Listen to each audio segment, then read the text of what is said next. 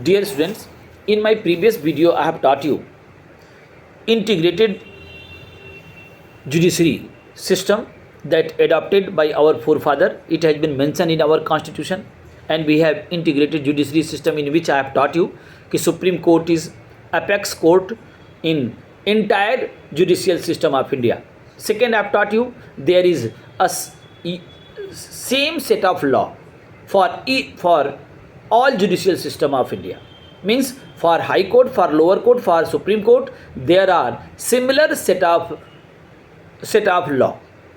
And last point I have taught you that all cases coming from lower court can be taken to High Court and ultimately went to Supreme Court by way of appeal.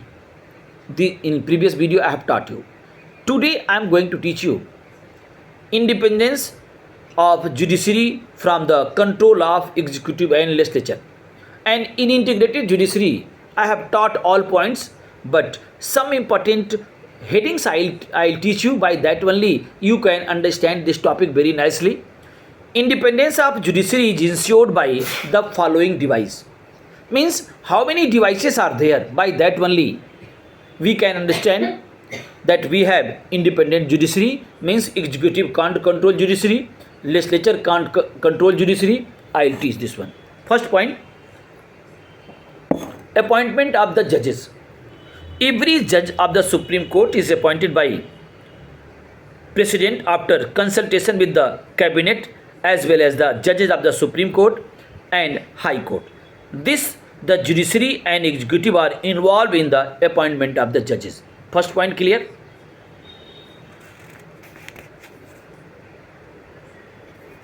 Second point, removal of the judges. How a judge can be removed from his office? So this is very important point. Many times this question has been asked. So dear students, one common thing I am telling, how President of India will be removed, same proceeding is there regarding judges of the Supreme Court or High Court. How judges of the Supreme Court and High Court will be removed? The judge can't be removed from office by any authority through a normal simple procedure. A judge can be removed by the President only for proved misbehavior and incapacity. On which ground impeachment bill can be passed against respective judge of the High Court and Supreme Court? Ground I am telling. You should write down also. Ground is there. Proved misbehavior or incapacity, not and or incapacity. The judge can be removed by Parliament. Okay. By President if both houses of the Parliament will pass the resolution by special majority. And ground will be there, proved misbehavior or incapacity. This charge need to be proved only by joint address by both house of the Parliament and supported by third majority of the member present and voting. The word proved are very important. It means that an address can only be presented after an allegation has been examined by some impartial tribunal. Basically, the appointment process is easy, but removal process is very difficult. Means if both houses of the Parliament will pass the resolution by special majority, then only President can remove the judges of the High Court and Supreme Court. So special majority is not very easy. And one more point is there. Investigation will be also there. And one tribunal will be there. In that tribunal, 3 members will be there.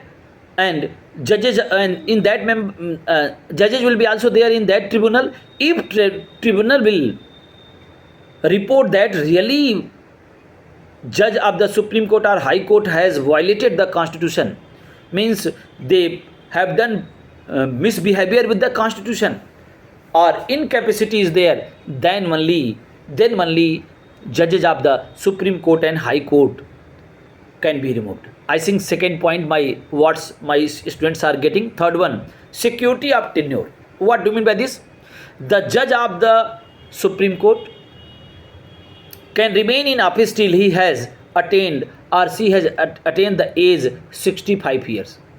Means tenure is fixed.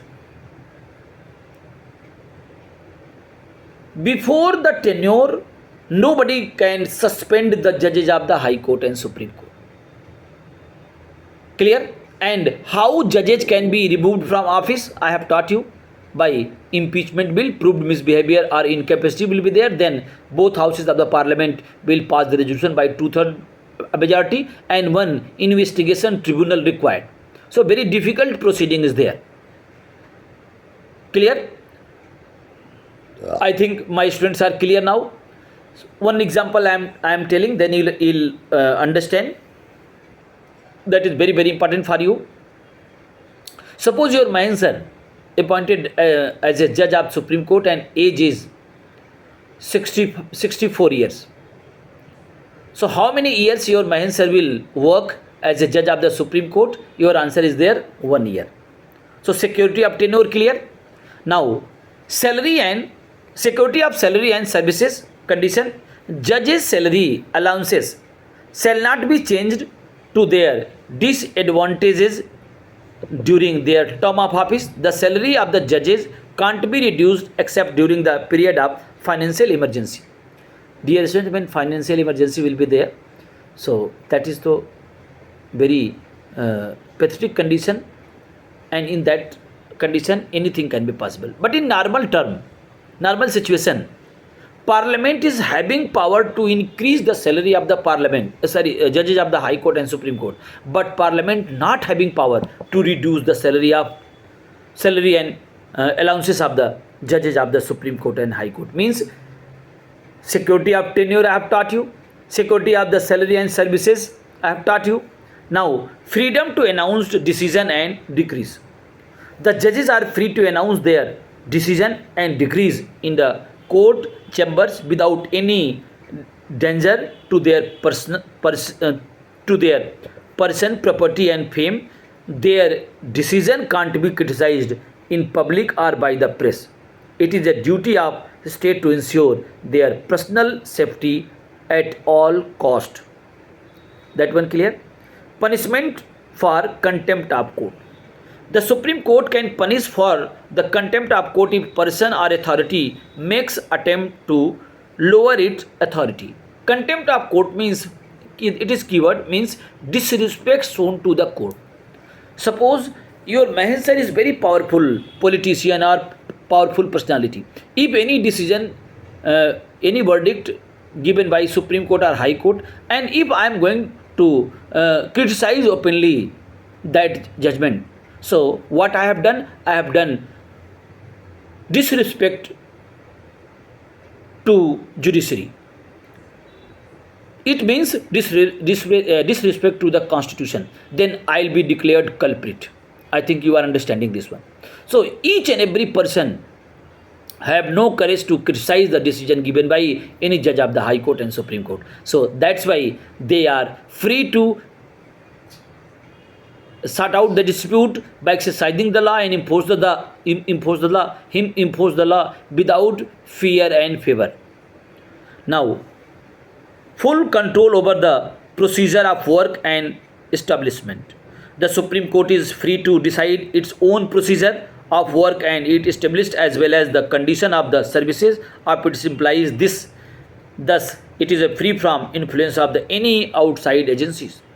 And no discussion in the legislature or on the conduct of the judges.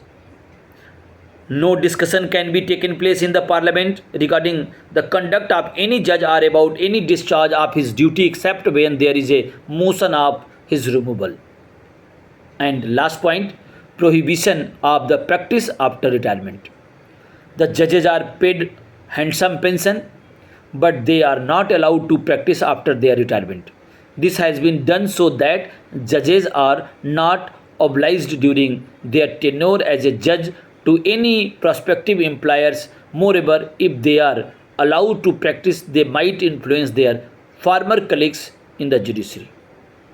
So, in this video only this much. So, whatever I have taught you, first one, appointment removal, security of tenure, security of salary and services, freedom to announce decision and decrees, and punishment for the contempt of the court, and full control over the procedure work and establishment, and no discussion in the legislature on the conduct of the judges. These are important points. By that only we can say that India having impartial and independent judiciary. Nobody can control the functioning of the judiciary. Only Supreme Court is there, that is the apex body, and Supreme Court will